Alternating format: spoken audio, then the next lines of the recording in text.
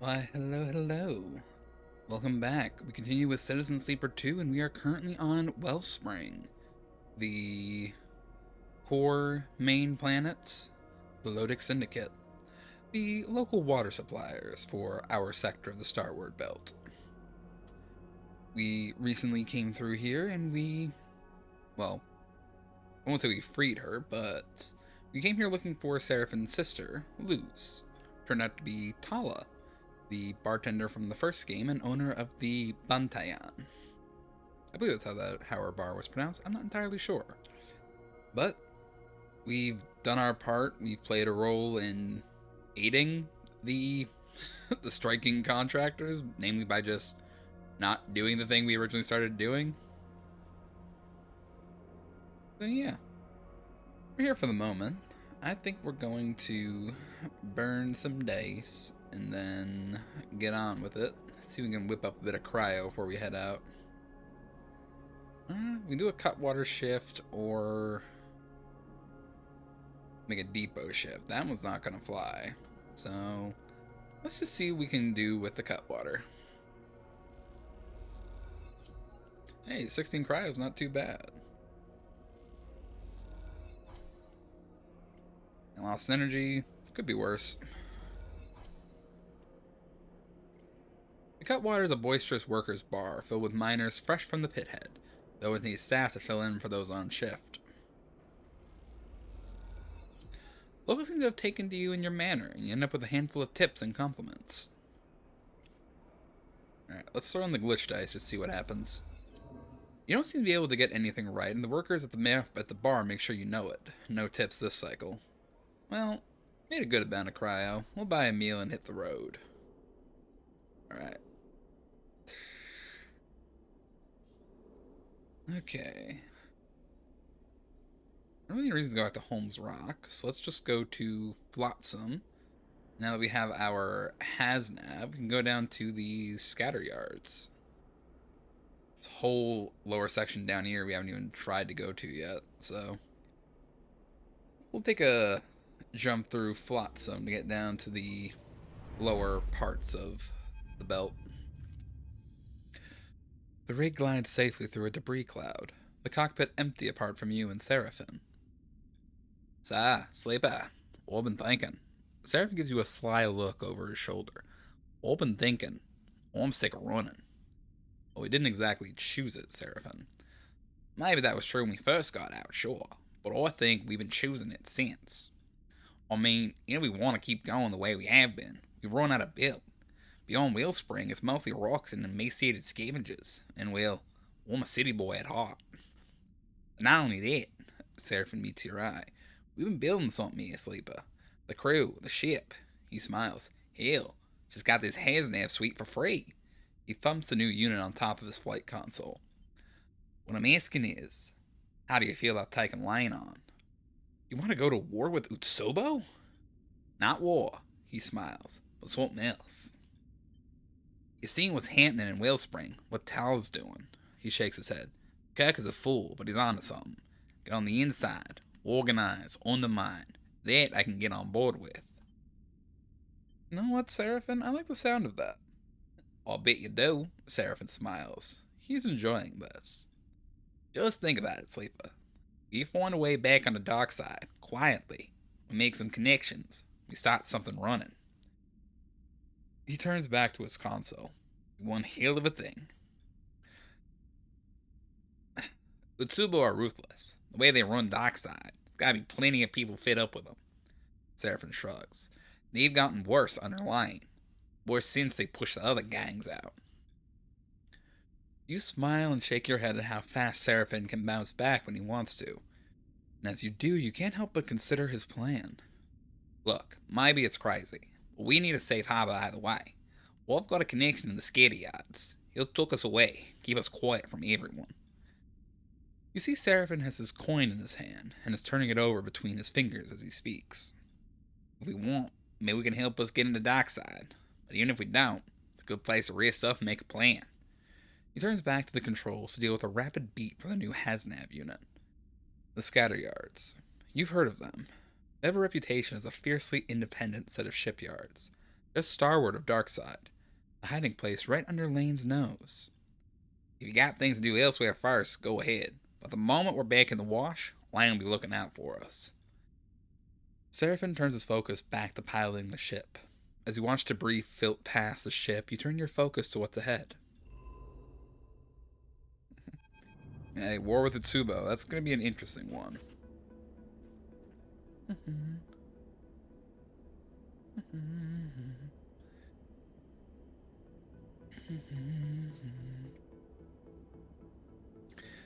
I saw it. Seraphim comes charging into the bunks. I actually saw it. He's wild-eyed and his breath is ragged. Saw what? Seraphim takes a moment to catch his breath, suddenly aware of how frantic he sounds. He squints at you. Have you noticed how supplies have been going missing? Every so often when we travel? Have they? Yes! Seraphim nods excitedly. You suddenly recall the mysterious mess that was left behind in supply storage. Seraphim sees the flicker of recognition in your eyes. So, after it happened a couple of times, I decided to keep an eye on our supply store. Seraphim lowers his voice. You know, check it from time to time.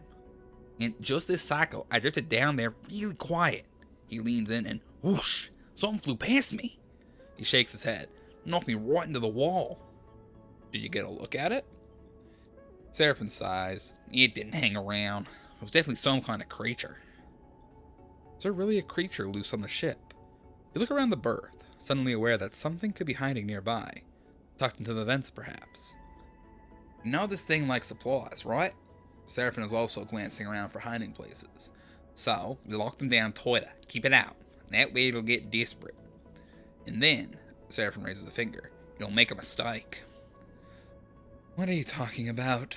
Bliss leans in from the corridor. I can hear you all the way in the workshop. There's a creature in the ship. Bliss looks between the two of you with a raised eyebrow. A creature? Are you sure? It's something small and dark. Something fast. Seraphim looks at Bliss. We're gonna lock it up to supplies to drive it out. Bliss looks at Seraphim. If it's an animal, we don't want to make it any more scared and desperate than it already is. How about we lock up the supplies but leave some out, in a special place? Try to bait it. And then grab it, Seraphim mimes the act. No, Bliss looks between the two of you. We show it that it has nothing to fear. We tame it. It didn't seem very tameable, Seraphim rubs his sore ribs. Plus, he's already wasted enough supplies on this thing. You want to give it more? Seraphim turns to you. What do you think, Sleeper? You look between the two of them, so processing the strange situation you find yourself in. I'd say let's try to tame it. Seraphim sighs. What a waste. Alright, Bliss nods. You have to come down to the supply store every few cycles and put out some more food. That way I won't get desperate and do anything dangerous. And all lock the supplies up tight. Seraphim folds his arm. I won't get into them anymore. The plan set, Bliss and Seraphim leave the berth, heading in separate directions. You watch them go. It seems your ship is a stowaway. The question is, how will you deal with it? It's you. A familiar voice echoes down the tunnel behind you. You turn on the passage to see Femi towering over you. He shakes his head. This just keeps getting better. Been a while, Femi? Yeah, I guess. He frowns and glances over his shoulder. Remember Nia? That sister of mine you thought you'd take on a contract? Well, she's taking some inspiration from your little trip. You can see anger burning in Femi's eyes. There's a tiredness there, too. He folds his arms across his broad chest. The symbol crash has been repaired since we got out of Hexport. Caught up in that whole mess. Femi sighs. So then, stuck here, she gets bored and decides to sign up with another crew. Take a job. I said no when she went anyway. Femi glares at you. What happened at Hexport? No idea. There was some kind of alert, but we were already on our way out. Didn't give it much thought, and the whole place went up. Femi looks away. Been at the scatter yards ever since. Till we came here, that is. Symbol crash can't leave right now. I'm halfway through rewiring the damn thing. Something else Nia was supposed to do. I asked around. Turns out Nia signed on with some idiots heading out to Cutter's End. Femi says the name with an emphasis you can't place. They're as green as you, meaning they have no idea what they're doing going out to a place like that. So you, Femi jabs your chest with a finger, are gonna take me out there to go get her. I'll show you the way. She she knows what she's doing, Femi. Even if she does, the crew she's with sure as hell don't. Femi frowns. We're not leaving it to chance. Did I do like a southern voice for Femi and Nia? I don't remember. Look, I know how these things go. I've got chits. I can pay. Femi grimaces. Can't pay for the parts the symbol crash needs when no one sells them anyway. 250 cryo. Femi folds his arms across his chest. No bargaining. In the meantime, I'm going to try to get the symbol crash ready to make the run herself. He sighs. But the shape she's in, it's not the best idea to head out there alone. You suddenly see the desperation in his eyes. You would risk everything for Nia. I'll be waiting. We need to head out soon. Femi grips your shoulder. Don't test my patience. Femi kicks off and glides back along the passage towards his ship. Don't even think about skipping out of Flotsam without me, he calls back to you. Then we're really done. Alright. New drive. So find the stowaway, help Femi, recon dark side. Alright, well, let's start off with going down to here. So the cycle clock has 4 bars. I guess every 3 cycles we probably want to put in a thing to reset it. I have to go on a mission. That makes things a little bit difficult because we're gonna need supply just to keep the contract going, so we have energy to do it. Alright, fill up the fuel. The ferrous tanker is delivering fuel to the station, and selling the excess at a markup. Pacers queue outside the docking tunnel to buy it. Alright, well. Full tanks, full hangar. Let's see if we can get a little bit of some cryo before we hit the sky.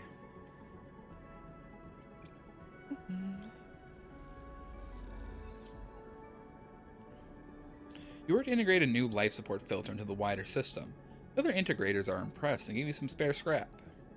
I like spare scrap.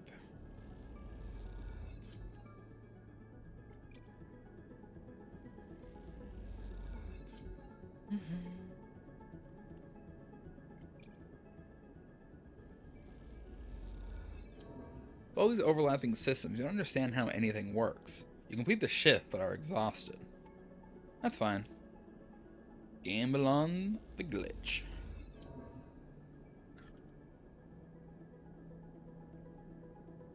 Bad gamble. Alright. Alright. You know what? Let's not push it off any longer. Let's head out to Cutter's End. You take Femi. He has Engage and Endure. I mean, I'm just going to take Bliss. Like, the Intuit Engineer is probably useful and gives us a pretty well-rounded skill set. Confirm the crew? Yep.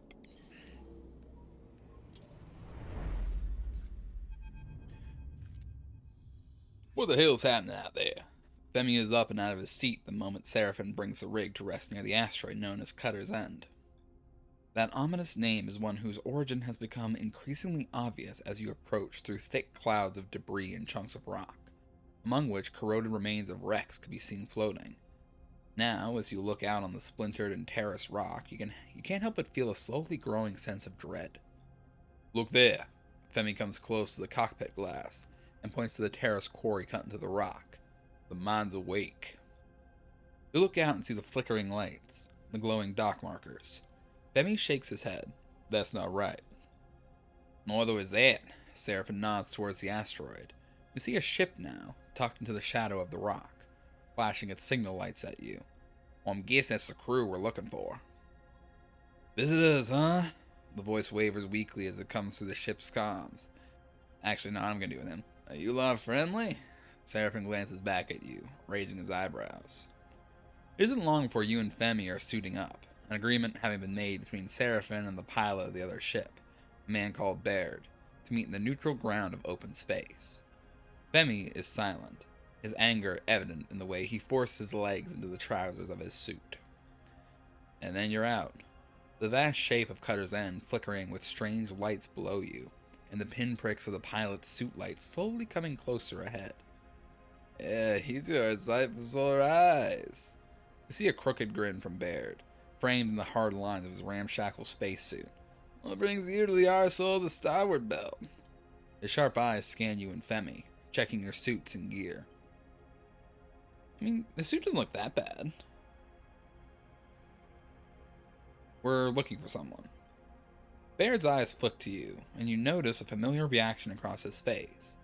The acknowledgement that he recognizes you as a sleeper. You don't look like bounty hunters. Baird glances between the two of you, and smiles his crooked smile. Well, he kinda does. He nods at Femi. You brought a freelancer out here, Femi interrupts, his voice flat and direct over the comms channel.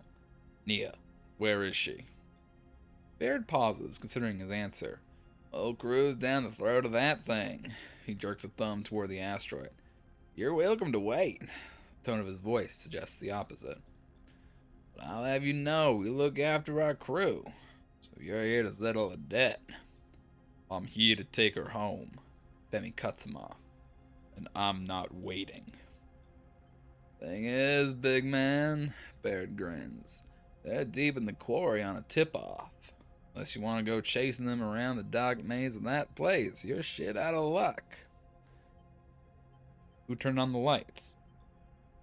Baird looks over at the flickering quarry, as if he forgot it was there. He looks back to you. Like that when we got here, he shrugs. Enough. Femi cuts in again. You both know Cutter's End has been dead for as long as anyone can remember. Even then, it wasn't worth the risk to pick through those tunnels. Femi moves closer to Baird. That rock has claimed more crew than any other. Baird's smile fades. You're gonna be rude, I'm done talking. Who say I'm trying to jump our claim? Forget this. Femi turns and heads back towards the ship. Baird smiles at you. Big man seems tetchy. He squints at the rig. He's gonna get you in trouble. Baird retreats to his ship, and you to yours. We need to go in. Femi is impatiently gathering tools and loading them into the airlock. Right now. What's Baird hiding? Who cares? These idiots clearly think they're onto something, and they are desperate to keep it to themselves. What matters is our ingress. Femi grabs a cutting torch from the rack. There's a borehole on this side of the rock. Could get us in under the radar, or we dive right down the main shaft. Femi meets your eyes. I'll leave the call to you. Bliss arrives at the airlock and stares at Femi's angry tool gathering. Let's keep cool heads. They glance at you. That rock looks dangerous enough, even when you're thinking straight. Femi ignores them. You get ready to depart, well aware that you're heading into a situation you don't quite understand.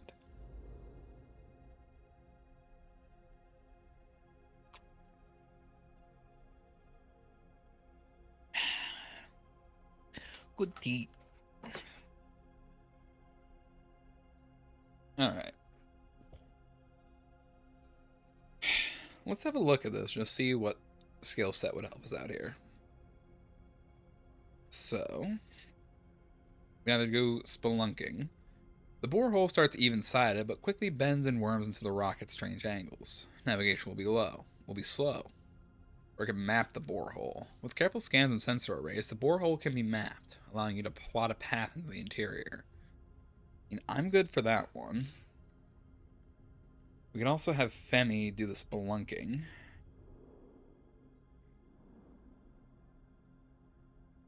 This one, we either go engineering or engage. I guess this is probably the better one, because at least we all have some skill that can help us here. Just because config cannot be changed. Oh, I can't even... I thought I could upgrade out here. I was wrong. Alright.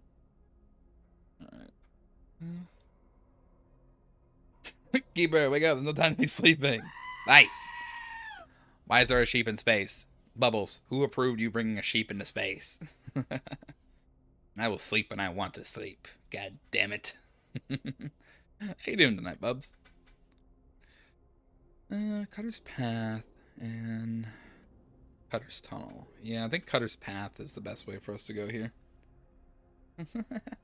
I did. I wonder what it would be like to actually have, like, a 0G sheep. That'd be an interesting one to see.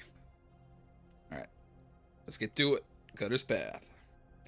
I'm good. I'm eating an actual dinner tonight. Ooh, you cook something or like you at like some fancy place? What you doing? Rather than removing the massive rocks, cutting a sheer-sided passage through might make for faster progress.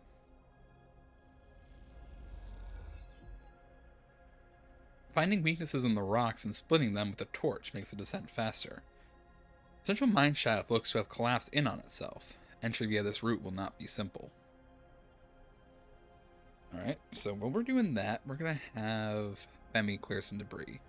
The chunks of debris that have collapsed inwards blocking the shaft need to be removed to gain access. Put in the work, boy.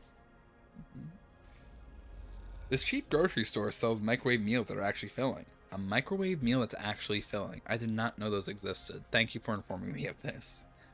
Lashing debris together and moving it in clusters makes the job faster and safer. Alright, well, let's see if you can cut a path as well. Okay, well, they took some stress, but all in all, not too bad. The rocks yield to torch and cutter, and the shaft fills with scorched shards. I mean, I have these 3 dices. I think the neutral outcome still gives us a stress. Alright. Just need 2. You know what, Femi? Give it a shot. 50-50 on you. Nothing wrong with that. There we go. Post it in the Discord? Alright, I'll give it a look real quick.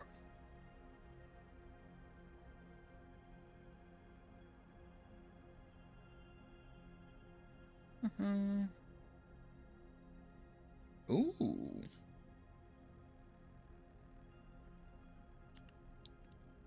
It's like a microwave chicken.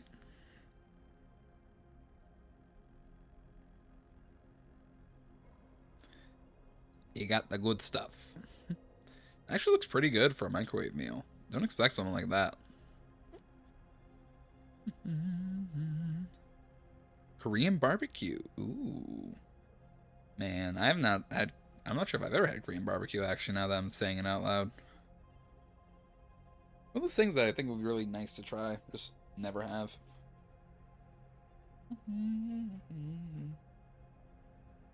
Is there a Korean barbecue place in Newfoundland? Not one that I'm aware of. There's a ramen bar that I like in St. John's. Well, not a ramen bar, but like a ramen shop. Pretty much anytime I'm in there, I try and go there. Noodle Nami. It's right by the university I used to go to, so. Sweet and tangy. Ooh. Some nice umami flavors. The main shaft is clear to descend into the rumbling dark. Alright, continue. You have felt the rumbling growing as you descended into Cutter's End, but no one has wanted to bring attention to it. Now, floating in a cavernous, rock-walled passage, it is impossible to ignore. There's something out there. Bliss's voice crackles over the comms. Something moving. You squint down the tunnel. Beyond the limits of your suit's lights, you swear you see something flicker there, in the unseen passages beyond. There's a strangeness to the mine, to its flashing lights and empty conveyors, running on some residual power. From what Femi has told you, it wasn't always like this. Cutter's End has a fearsome reputation as a dark and deadly maze, a ripped-open rock not worth the trouble of its corroded salvage. Now it's a moving maze, its automated systems given a new, faltering life, brought back from hundreds of cycles in the shadows. And one of those systems is rumbling through the dark ahead. Let's keep it moving. Femi passes you in the passage. We don't need to wait. Take it slow, Femi. We don't need to get injured out here. We're too far behind. Need to catch up. Femi glides ahead, the beams of his suit lights painting the rock walls of the cavern a pale gray. Femi's light reveals an intersection, another tunnel cutting across this one, offering 3 routes ahead. Suddenly, you are blinded by a wall of light beyond the intersection. The rumble is everywhere, shaking dust and rock off the walls in dense clouds. Squinting into the light, you see a ring of lamps, and between them the grinding maw of some terrible machine. It bears down on the crew, grinding through debris. Let's look for an escape. That's probably the safer version. Hey, sweet. You shield your eyes and scan the walls around you. There, revealed in the powerful lamps of the mining machine, you see a small square passage cut into the rock. Signaling the others, you dodge inside, gliding into the safety of the dark passage. A moment later, the machine rumbles past the entrance, spitting a hail of debris into the tunnel. You don't stop. Carried forward by the tide of rock, you emerge into another cavern. You good? Femi's voice is broken up by gasps for air. You turn to see him staring into the dark, shaking his head. What the hell was that thing? Bliss's breathing matches Femi's. It tried to eat us! We need to keep going. Femi is dusting off his suit. That mining machine must be keeping Nia's crew down here. We have to get past it. Keeping them down here, or your mind drifts to the worst option. Can any crew really hope to survive all of this? When they woke up this place, they woke up that machine. Femi starts to move down the passage. It's running on old programming. It's not hunting us. It's not smart. Femi turns back to face you. His eyes ring with fatigue and stress. We can beat it. You hope he is right. Sweet and tangy. Let's see if I can get some, like, Korean barbecue at some point. Like, even like a Korean barbecue sauce would be tasty. I had that at one point, but not anymore. Ran out and haven't replaced it. Though, on the topic of things in the Discord, I actually have my nails painted again. I found a nail polish that works for me, so I am rocking the black nails once again, and I am quite happy with it. This feels very nice. The tunnel complex. What can I do down here? So it's enduring into it. Putter's Maze. The dark and twisty tunnels rumble with the vibrations of active mining. This place is a death trap. You know what? We'll make an attempt. I don't have any stress right now, so it's probably fine for me to just do this. The machine rumbles through the tunnels with blinding lights. Avoiding crossing its path will keep you safe. Actually, hold up.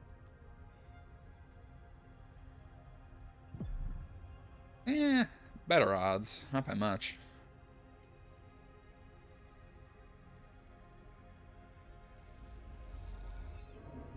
Ugh. The machine cuts across the path, sending the crew scattering. You need to be careful.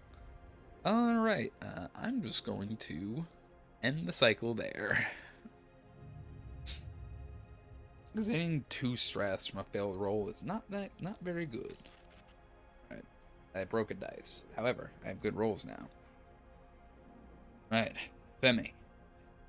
The machine rumbles away in the dark, hunting you. You can choose to fight back and force your way through. Alright, Femi, get her done. Baiting the machine into tight tunnels can leave it stuck in place while you exploit the opening. What else can you do, Femi? It's a dangerous game, but throwing boulders into the maw of the machine will slow it and can cause it to retreat. Alright, Bliss, what are your thoughts now?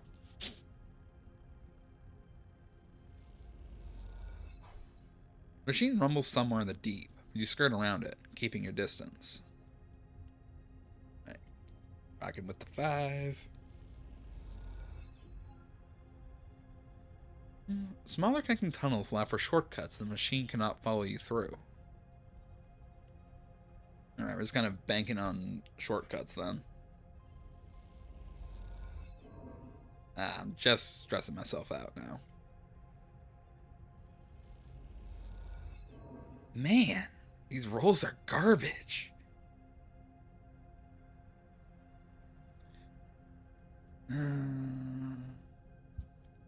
Not gonna bank on a 2. That's just not likely to work. Alright. Aim repair myself out here. End the cycle. I'm full, I didn't even finish it. Ugh. I mean, hey, that just means you have more for later. That sounds tasty. Oh god, these fucking dice are terrible. Alright, I just need to use this push. Oh god. This is getting really bad. Alright, Femi, force a path. Alright, and I will finish this with a safe path to finish it up.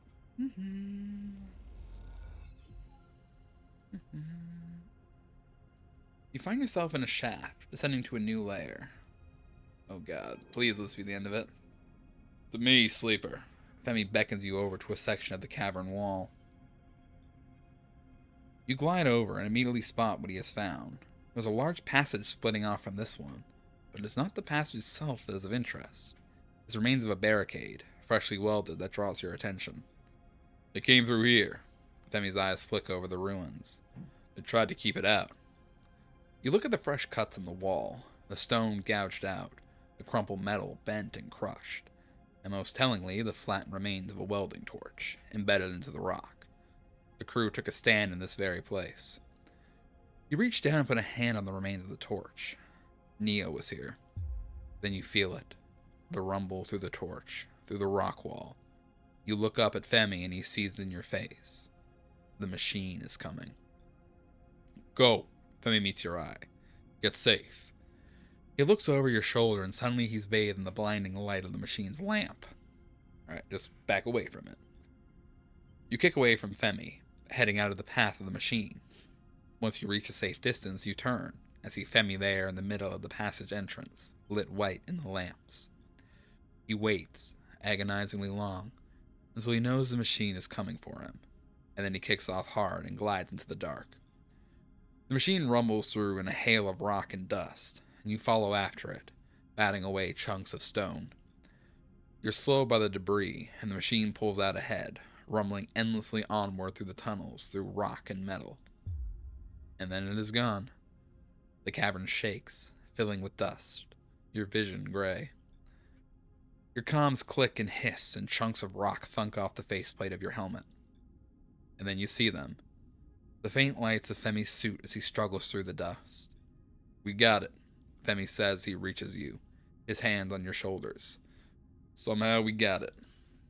It takes some time to understand what happened. As the dust clears, you find yourself at the lip of a shaft filled with debris. This huge pit, thick with shards of rock, must have been a refuse pit for the mine. A place to pipe the tailings, the waste. The machine went straight into the shaft, spinning into the open space and debris, shredding itself against a million razor-sharp bits of rock. Looking down to the pit, your lamps illuminate a few pieces of the machine. The rest is surely down there, deep inside the dense debris cloud. It isn't long before Femi is calling you once again, this time to another, still complete barricade. A barricade over the door to a machine room, sealed and secure. The last retreat of the crew you followed into this nightmare. Alright, we gotta get that shit open.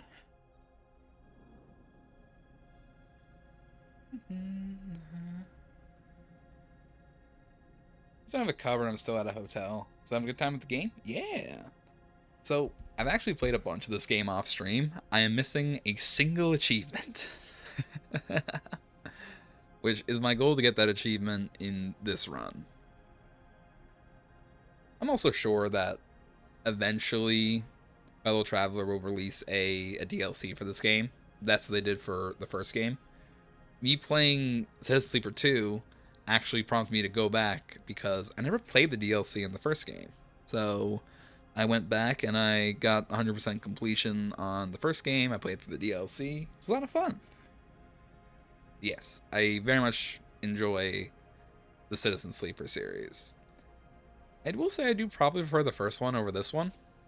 The crew mechanics are really cool. I like that. That's a fun new addition. The story is a lot more linear. I definitely preferred the openness of the first game because in the first game it was very wide what you could do. Like I did entire playthroughs in the first game where there was entire sections of the world that I did not see because I just didn't do a quest related to it. I did a whole bunch of other quests. It's made for really fun exploration, you know? I could like go back. I had the whole, oh shit, there's a whole new section of this world that I didn't even know existed. I do think that the second game's a bit more linear, but the contract missions are a lot of fun. So I don't know if they plan to do a third game. If they do, I will 100% play it. I do love this series, and I love the world of the Starward Belt and Erlin's Eye and the surrogate systems. But yeah, I do very much recommend this game. Alright, Bliss, get us in there. The door is sealed and barricaded. It'll take time to cut it open, but it will be safer that way. The layers of barricade and armor are cut away piece by piece, but progress is slow. Give her another shot, Bliss. And Femi, just try and break the door. There's no time to waste. If Nia is behind that door, then it needs to be broken open and quickly. Oh shit, it's a lot of stress. Alright, leave. Man, my dice break on a 1 to 3. I am pushing myself to the limit here. Also need to give a supply here. Rather than starve it, every few cycles you could leave supplies out for the stowaway until it's ready to reveal itself. Seraphim wanted to provoke the stowaway into revealing itself. If it gets hungry enough, it might just do that. Yeah, we don't need that happening on a contract. Feed the stowaway, whatever it is, and end the cycle. Alright, 50-50, place your bets. Do I lose another dice? Alright, we're fine. We can work with this. Machine room. Cut that door away, Bliss. With the barricade cut away from the sides, the door seal can be sliced open. Femi, break her down. Breaking the barricade first and working on the door seems to be the safer way to smash through.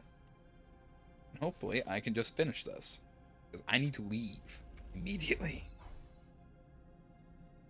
Alright, Bliss, can you finish this? I would love it if you could. Yeah.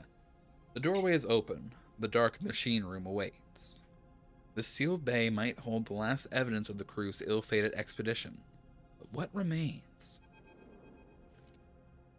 As the barricaded door is bent open, you are blinded once again by a wall of light. You and Femi raise your hands instinctively, squinting into the lamps and dust. You feel a flash of fear in the pit of your stomach, bracing yourself for what's to come. Femi! The voice comes crisp and clear of the local comms. What are you doing here? Nia drifts out of the lights into an old, dust-caked suit. She looks between the two of you with a blank expression blinking rapidly. Femi stares at her, frozen for a moment, then rushes to her, wrapping her in a wide embrace. They float there in the light and dust, two bodies bound together. Nia pulls back. Don't understand. You followed me out here. She looks over at you and then back to Femi. How'd you find me? You left without telling me. What'd you expect? Femi glares at her. You weren't ready for this. Nia retreats further at Femi's words, slipping out of his reach. Femi, Nia shakes her head. After all these years, you have no idea what I'm ready for. Movement in the light catches your eye, and you see motion through the dust. A figure in a suit drifts out, hunched and clutching their abdomen. They turn to face Nia, and you see her lips moving as they speak on a private channel. You look over to Femi, but he is staring straight ahead, his eyes wide with anger. You! He points to the figure. What kind of idiot are you, dragging my sis out here to this place? With that machine running riot. He moves towards the figure. Speak up. What were you thinking? Nia blocks his path forward, getting between Femi and the figure. Femi, you meathead, she glares at her brother. This is my job. I brought them here. Femi, for once, falls silent. It takes a while to make the return trip back up through Cutter's End, especially with Nia's injured crewmate. As you ascend, Nia tells you the story of the job, Femi keeping his distance and leading the way in silence. The mining machine you'd face was what she'd been looking to extract, a job she and Baird had put together after meeting in the narrow escape. He knew a way to jumpstart the mine, and the access that would open up meant new salvage. One of those pre-collapse boring machines was worth major cryo to any mining outfit in the belt, and Baird had a contact who was ready to buy. It's going well until Harada here. Nia nods the crumpled-looking crewmate. Looked the mining machine up to the main line. Something went in its automation core and it lost its shit. Plan was to barricade it and put together a shock trap to fry the core. Nia looks ahead at the back of Femi's suit, far ahead up the tunnel. That's worthless now. My brother shredded the thing. Sorry about that. Ah, don't be. If it hadn't worked, we'd have been ground up to a fine powder. Nia sighs. We're lucky you came. As you move through the facility, you notice most of it is dark now, the power from Baird's jumpstart fading away to nothing. Soon, this place will be a quiet ruin once more. You ascend up through the quarry and out into open space, where Baird is waiting. Friends of yours? Baird shakes his head at Nia. Maybe you could have warned me they'd be coming. Not something I knew. She looks at Femi, who has broken off from the group and is headed for the rig. My brother doesn't intend to give anyone a warning. I'll take them from here. Baird puts an arm around Harada to guide them back to the ship. Look, mate. Baird turns to you. No hard feelings. Thanks for getting them out. You did screw the job while you were at it. He grins a crooked grin. I guess that makes it square. Baird glides away towards his ship. I should ride back with them, but I'll see you on Flotsam. Nia gives you a warm smile. Thanks for helping my brother. I know he appreciates you, whatever he does or doesn't say. You watch her go, then glide over to the rig as the last flickering lights of Cutter's End fade. Yeah, it is not worth sticking around here. I have so many broken dice. Like, I will just die here. Yeah, no. I'm getting out while we're good. Leave the contract? Yes.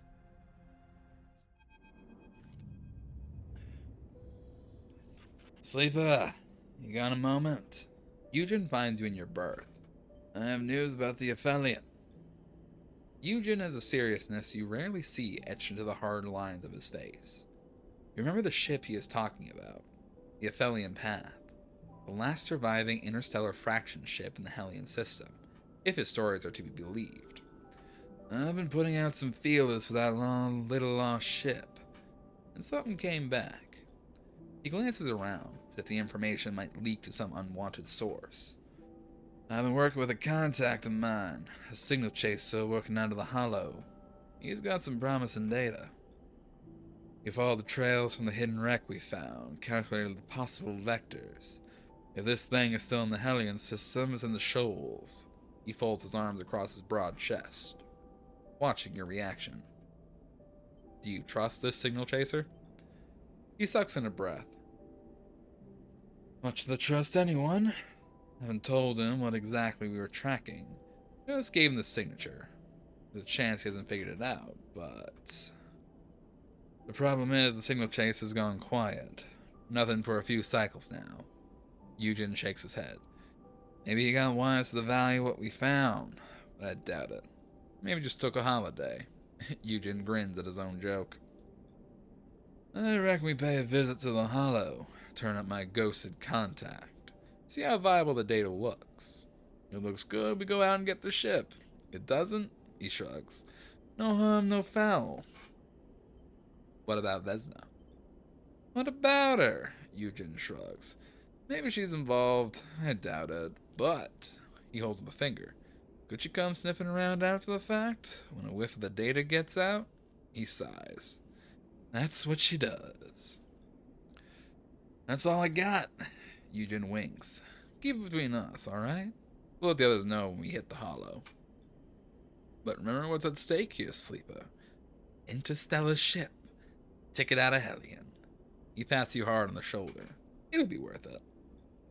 With that, Eugen drifts out of the bunks, whistling. When you arrive back in Flotsam, Femi rushes out of the ship. The moment the docking tunnel is connected, he is off, out of the airlock and down the passage.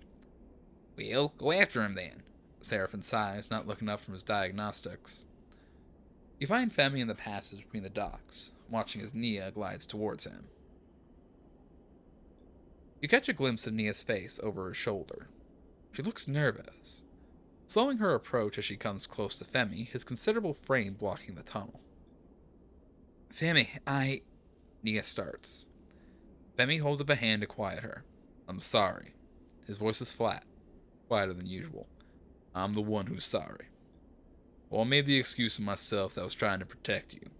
Femi looks down. But I was trying to control you. I've been suffocating you. He meets Nia's eye. I see that now. That it took something like this me to see it is on me. Femi's voice cracks, and the tunnel suddenly feels small, intimate. He folds his arms, regaining his composure. I understand if... Shut up, you idiot. Nia violently embraced her brother, banging him into the metal wall. She laughs, wiping her eyes. Femi sniffs. I've had enough of your speeches, Nia smiles. Apology accepted. It's not a speech. Femi can't help but take his typical self-serious tone with Nia, but you see it makes her smile. I have something I need to say. You're a powerful person, and I've been trying to curb that, because it scares me. It scares me how little it scares you. He laughs an uncharacteristically light laugh. But I'll stop placing those limits on you. In fact, I want you to have the ship.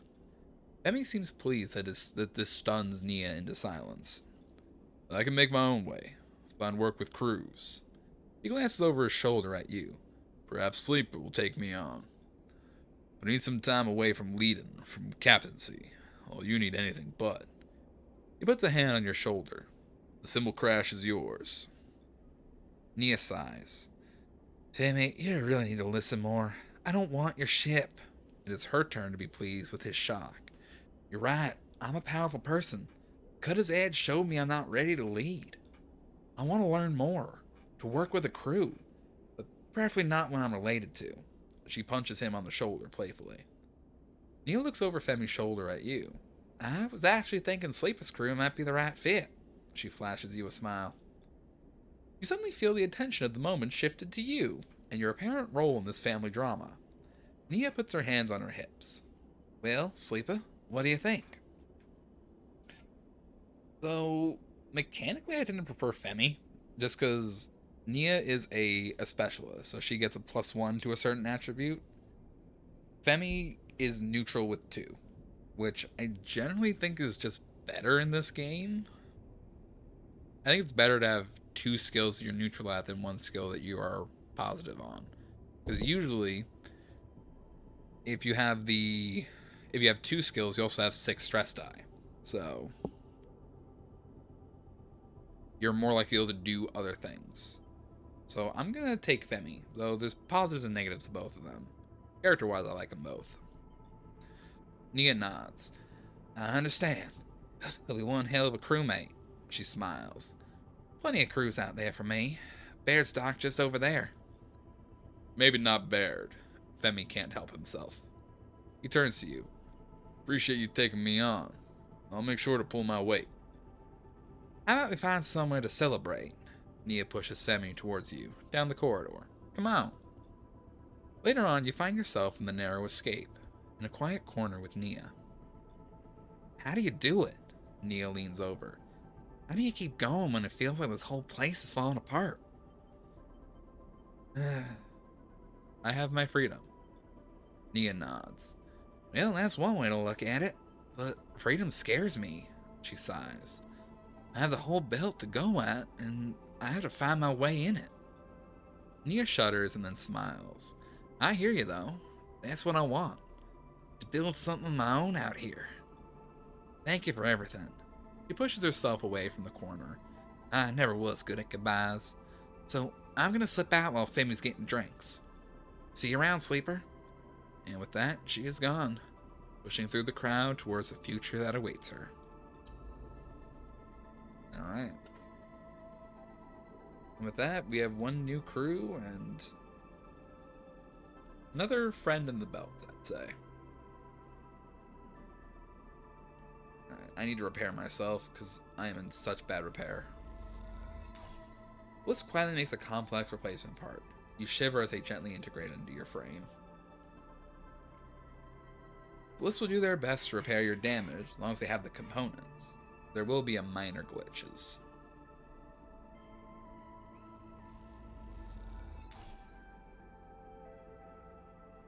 Alright, I don't think there's anything else I need rare components for. I'm pretty sure they are just for repairing myself.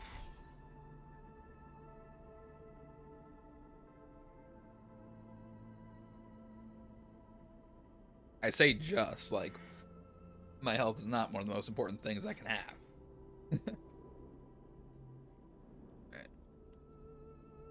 let's just get rid of that last point of stress. I don't need to be taking any more unnecessary damage from anything.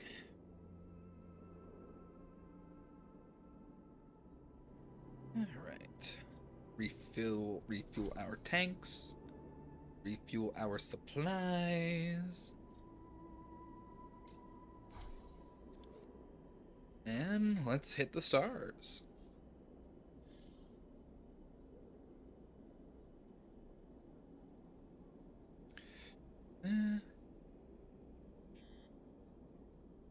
Alright, let's go to Far Spindle first, just because I want to get down to Green Belt to do some stuff.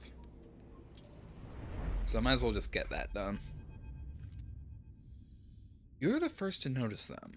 Small, white, smooth shapes at the boundaries between hull plates, and the seams of paneling curling out from beneath vents. Mushrooms dotted here and there all across the cargo bay. Mushrooms growing on your ship. This doesn't seem very hygienic.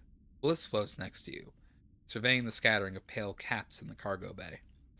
It's hard not to agree, although you doubt spores and fungi can have a significant effect on your body. Not that you've risked it before. We should vent the cargo bay. Seraphin's voice crackles through the cargo bay speakers. He's flying the ship, and you updated him on your new passengers. This is what comes from having spores and wonky crates sitting in your bay, cycle after cycle. You look with slight embarrassment at the ragged spore crate that Nemba asked you to deliver to Aki as a gift. Maybe you should have proved a faster courier. God, that must have been like 30 cycles ago minimum. Bliss sees you looking. Hey, don't blame yourself. They don't seem to be hurting anyone. They float over to a cap and tear it off at the stem. We know from Nemba these are edible, so we could farm them? We're always short of supplies. Seraphin's voice buzzes through the speakers. But a few caps don't make a meal. Bliss inspects the cap. I do like a good mushroom. They sniff it. Back on the eye, they had these matsutake that smelled amazing. You look over the cargo bay. It doesn't get used much. Most of your hulls fit comfortably in one quarter. There's plenty of room to isolate a little growing area. Maybe with some plastic sheets. Or you can just open the hatch and let the void of space sterilize the whole place for you as you fly. After all, if these things can be air recyclers, you could have a serious problem on your hands. Who knows what they might do to the wiring? Either way, you better keep hold of the packed spore crate. Maybe just secure it in its own locker. Nemba wouldn't be impressed if you vented those spores. But the mushrooms, you need to decide what to do with them. I mean, we'll keep them. I don't see a reason not to. Bliss holds the cap to their mouth, and thinks better of it. They squint at you. Are you sure? Yep, keep them. And they'll seem to figure out how to harvest and prepare them. Bliss slips the cap into a pocket. But I think it's a good call. You hope they're right. This rig is busy enough without adding extra ecosystems into the mix. As you leave the cargo bay, you suddenly realize you've taken on yet another project. It is becoming a habit.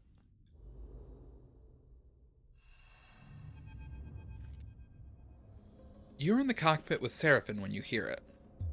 It sounds like a muffled crash, an impact reverberating from the back of the ship. But there is a wetness to it, a spattering cascade that sounds like nothing else you have heard. The sound makes you rush to the corridor, and that's where you see it. A cloud of food packets and pieces spilling out into the corridor, looped around by the expanding, stringy shapes of liquid rations, leaking from their pouches. What the? Seraphin is at your shoulder. The supply store! He pushes past and rushes through the corridor, batting away debris as he does. You follow behind, ducking under twisting arms of amber liquid on their way to spatter lazily on the interior walls of the passage. You find Seraphin in the doorway to the supply store, surveying the chaos. The crates have been smashed into each other with serious force and are spilling into the air, where the food whirls in some unseen current. How could the creature have done this? Look!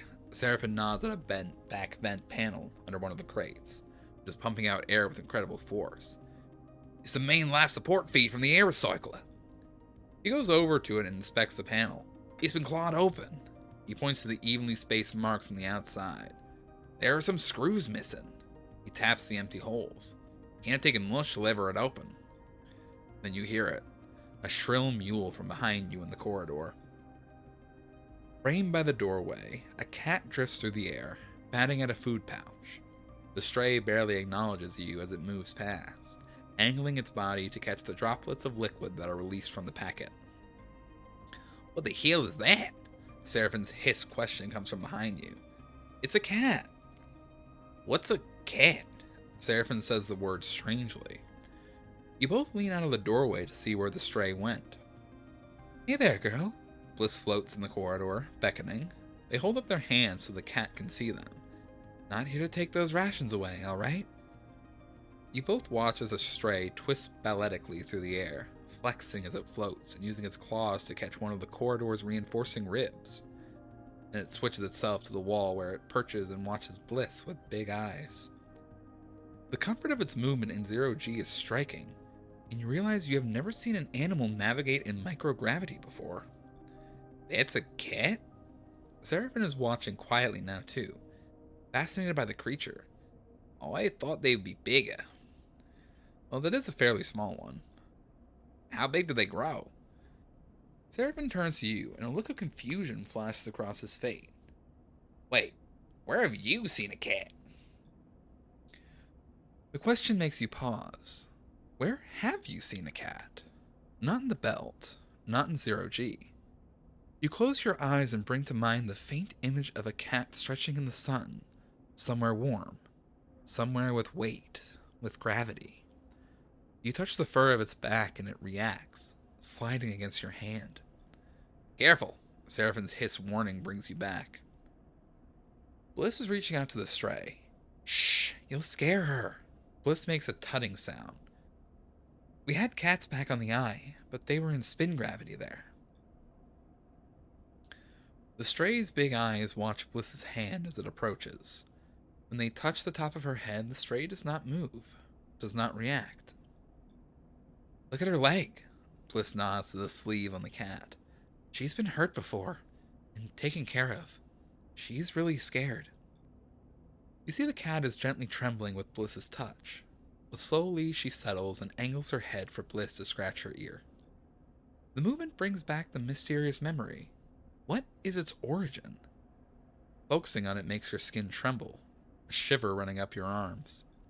It's ruined all our supplies. Seraphine is looking back in the supply store now. None of this is usable. Tore open the vent and ruined it all. You can't blame her for that. Bliss is floating beside the stray now, gently petting her. We let her get desperate and she couldn't have known the vent would do that. That might be true, but we can't risk it happening again. What if we've been on a contract? Seraphine gives Bliss a reproachful look. We can't keep it. Bliss shakes her head. She's a stray. She needs a home. Right, Sleeper? Bliss looks at you. He's a cat. Of course we're keeping her. Bliss smiles widely, unable to contain their excitement. You won't regret it. They look at Seraphine. Plus, the rig is already full of strays as it is. Well, I guess it is, Seraphine concedes. You have to feed her, though, Sleeper. She's your responsibility. He eyes the stray. Never thought a cat could eat so much. Seraphine's right. Looks like you'll need to keep feeding the stray every few cycles if you want her to stick around. This is going to be expensive. Trust me, cats are worth it. Seraphine reaches out sheepishly towards the stray. As he does, the cat bats playfully at his hand, and he pulls it away. If you say so, he sighs. Well, I'm not really used to animals. You watch as Bliss tries to get Seraphine to pet the stray properly, guiding his hand to its ears for a scratch, and explaining how to approach her. As you do, the memory of that other cat runs through your mind. It feels like a raw wound, one that, if you touch it, will only bring pain. But you can't help but pick at it, knowing that it might contain some distant part of you. Hey, back on Far Spindle. Stray acquired, let's go.